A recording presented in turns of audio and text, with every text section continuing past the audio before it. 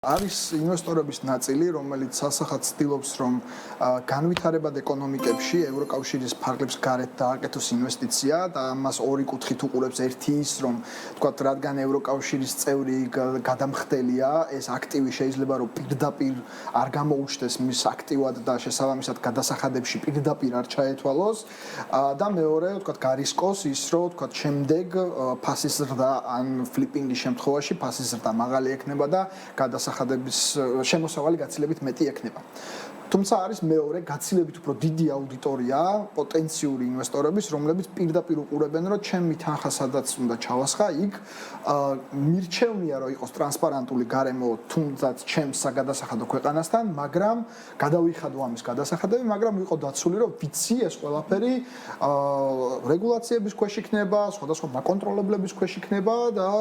უფრო დაცული იქნება. აი ეს გადაწყვეტილება უკვე ბიზნესის და თქო სახელმწიფოების გასაკეთებელი არის, რამდენად მნიშვნელოვანია ერთი რომ თქო ვიწრო სეგმენტზე, მაგრამ უფრო მსხვილ მოთამაშეებთან კონდეთ, რომ მოდი ეს ყველაფერი ჩავასხათ და დაველოდოთ რა მოხდება, რომ ფასი გაიზრდება თუ არა. ყველა ესეთი კომპანია ერთი ან მათივე კლიენტების მითითებით ყოფენ და ეუბნებიან, რომ მაღალი რისკის საინვესტიციო პროექტები მაინტერესებს და პირობითად ფონდის 30% ამაში გამოიყენე და დანარჩენი 70 თქვათ ნაკლები რისკის და ნაკლები მოგებით, მაგრამ უფრო დაცულ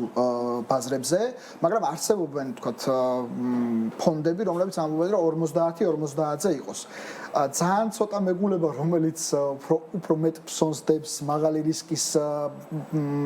ბაზრებზე, თუმცა ვარაუდობ, რომ ალბათ ესეთები იქნებიან გემბლერები, ალბათ რომლებიც ამბობენ, რომ იცი რა, მოდი მაღალი რისკებზე გავუშვათ და ვითამაშოთ. თუმცა, რა თქმა უნდა, ფონდები განსაკუთრებით რომლებიც ხვის თანხებს განაგებენ, ის ვინც მაღალ პასუხისგებლობით ეკიდება ამას, რა თქმა უნდა, ისეთ ინვესტიციებში ასხავს ხვის ფულს, სადაც ალბათობა წაგების ნაკლებია. იმის გათვალისწინებით, რომ ევროკავშირი მაღალი თავდაცვის უნარიანობას განაგებს ასეთი ინვესტორებისთვის, რა თქმა უნდა, რისკი შედარებით დაბალია და ალბათ ეს ფონდებიც, ალბათ არა, ზუსტად ესეთი ფონდები ესეთ ბაზრებზე უფრო თამაშობენ.